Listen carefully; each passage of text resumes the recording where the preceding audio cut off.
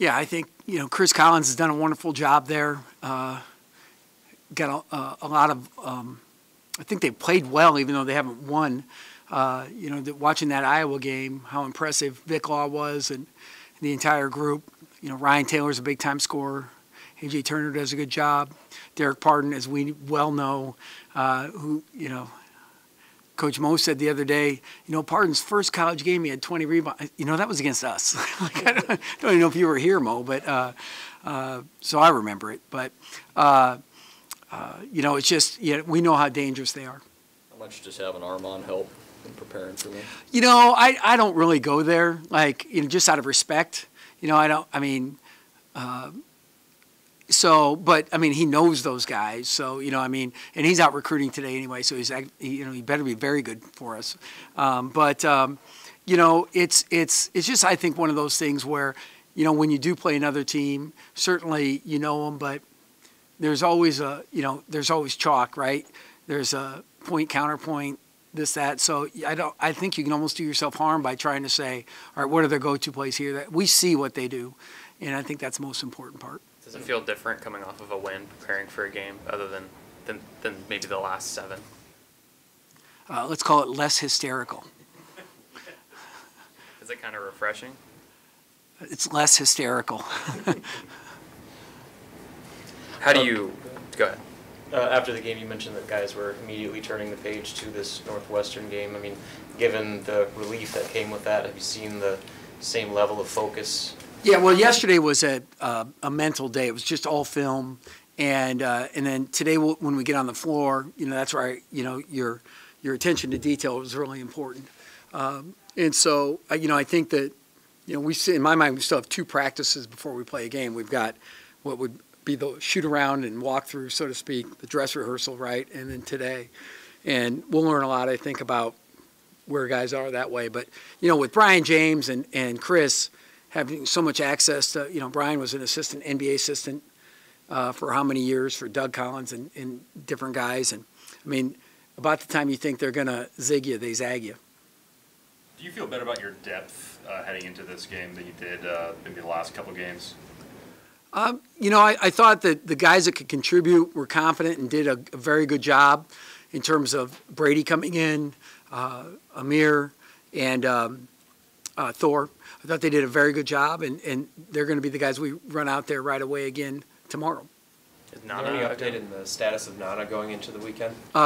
Today will be his first practice for us, but he worked out yesterday. The coaches worked out some of the younger guys yesterday, and he was part of that. I would say he's full go. Glenn seemed to be kind of back to his normal self, but how do you keep him going? How do you keep him up? I think Glenn is best when he's instinctual, when he just follows his instincts, and that's where I need to keep him. Anytime he gets too technical, I think there's just it doesn't go as planned. Forgive me if you guys have run it before, but I don't think I've seen the dribble drive. Kind of dribble drive. Just kind of what went into deciding you wanted to do that, and how do you feel like it went? I thought it went okay. I thought it went pretty good. Made a decision to put in 3 dribble drive entries. We've run it in the past with Taran Petaway and Siobhan Shields and those guys. I just didn't love it with last year's team, so we didn't do it nearly as much. And then the plan wasn't to do much this year. And just as I was watching Purdue, I was like, we're not downhill at all. And and so we just put in a couple sets and I liked it right away. We scored the first possession, which was probably an element of surprise because they hadn't seen it. But at the same time, you get that immediate gratification. Hey, we scored. We didn't score for another half hour, but other than that, it was fine. Tim, how much does the Legends weekend and all that stuff? Yeah, thanks for asking. How much does that add the excitement? Welcoming back our legends is just a huge part of what we do.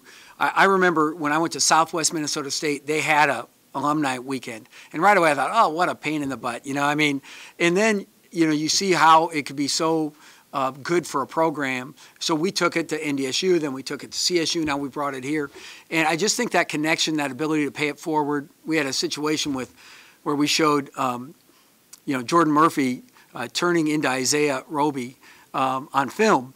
And Brandon Ubell was in the film room with us. But when I say turning, I mean like it looked like he was beheaded twice, you know, and if you slow down the film, you'll see what I'm talking about in the second half. And Brandon Ubell brought up a point. He's like, you know, Isaiah, you might have felt bad because you had 5 turnovers, but I mean, you have to understand the amount of energy you're expending to stop a high-level player like him one-on-one, telling us, nope, don't bring the double anymore. I think that's screwing with us more than we needed to. I can handle him. That, you know, you need to be able to accept you're going to be a little less going on offense. And so, you know, it was like really I thought good advice. It was wisdom, you know, that, you know, Brandon's been in that. He's taken those blows from Nix and all those, you know, guys at Michigan State. And so he understands that, and I think it's just priceless when it comes from stuff like that. So having those guys around in whatever capacity, Brian Carr's been great to us. He's been at IU and at Purdue, and just, you know, having different. And there's been Dave Hoppin was there the other night. Bo Reed's been great. Andy Markowski. I can go on and on and on about guys that have really, you know, come back and given their time. I wish everybody would. I want every graduate to feel. And I even say, you don't have to like me, you know, but at least come back and let us support you, let us recognize, you know, what you guys have done and be a part of the program, you know, because it's an everlasting experience in my book. Have you guys settled in a little bit more since losing Copeland or being that different team? Are you out of kind of like scramble mode trying to figure out? Yeah, you know, you kind of have, you know, here's what I want you to realize is so, like when you put together a play package and all this, you know, you assume the worst at times, but then you say, okay, when it's crunch time, right? These are the guys we're going to have on the floor. These have to be our most reliable actions. And then when you take a versatile player and an efficient player like Isaiah or Isaac out and put in somebody else that's not the same, right? Now everything just changes a little bit. I think we have a better understanding of what our most reliable things are and what we have to do to get there. And so we weren't perfect the other night. I thought we had some turnovers late. You know, we had Glenn trips, and we have a turnout. Isaiah loses the ball outside of his hands, and then he throws a difficult bounce pass, you know, that were all turnovers late in the game that hurt us. You know, but at the same time, you know, some of that's just the price of doing business. But I think we have a better idea of where we're at now than we have before. It's less hysterical everywhere. Tim, what about the guys? You know, how have you seen their attitude shift from the start of the week to where it is right now? Yeah, I think the guys, you know, I believe the guys are in a good spot. Yeah, and as a coach, you know, you worry about them losing hope. Yeah, nobody's going to quit. Nobody truly quits as a college athlete. Now, you may have a bad outcome. You know, we've seen football teams, basketball teams get blown out. But usually that's because they lose hope, you know, and then the quitting, quote unquote, but they don't do their, you know, if they're there working every day, they're working really hard.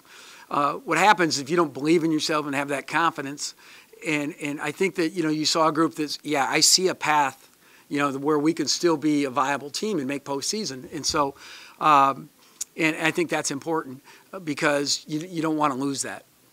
How much have you thought about that path? Very little, because you have to win big games. I mean, and so I'll know it when I see it. Yeah, they'll be right there in front of me. I think that was a lot. The first time this season you guys have had a chance to win the game at the very end. How do you feel like you handled that? And in addition to that, how comfortable do you feel with the idea of James trying to get fouled to go to the line instead of making a play?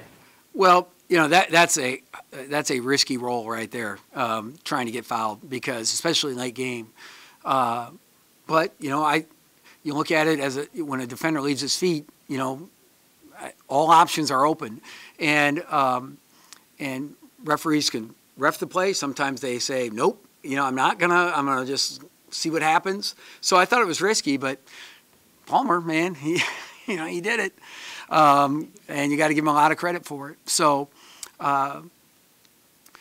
yeah, that's how I feel about that. What else did you ask? Was that a two-part?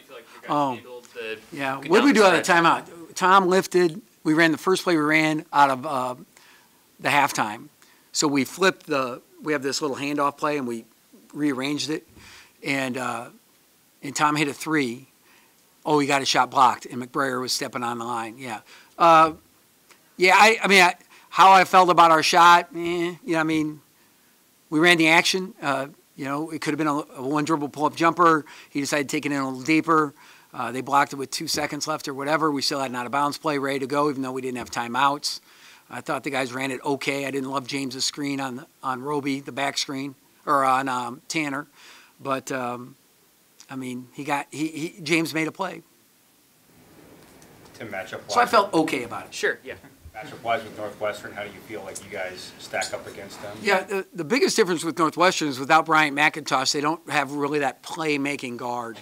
But they have a lot of long wings that can really shoot it, and they defend very well. So I think it'll be a tough ball game. I think it'll be a tight ball game, and it'll be one worth watching. Anything else for Coach? Thanks, everybody.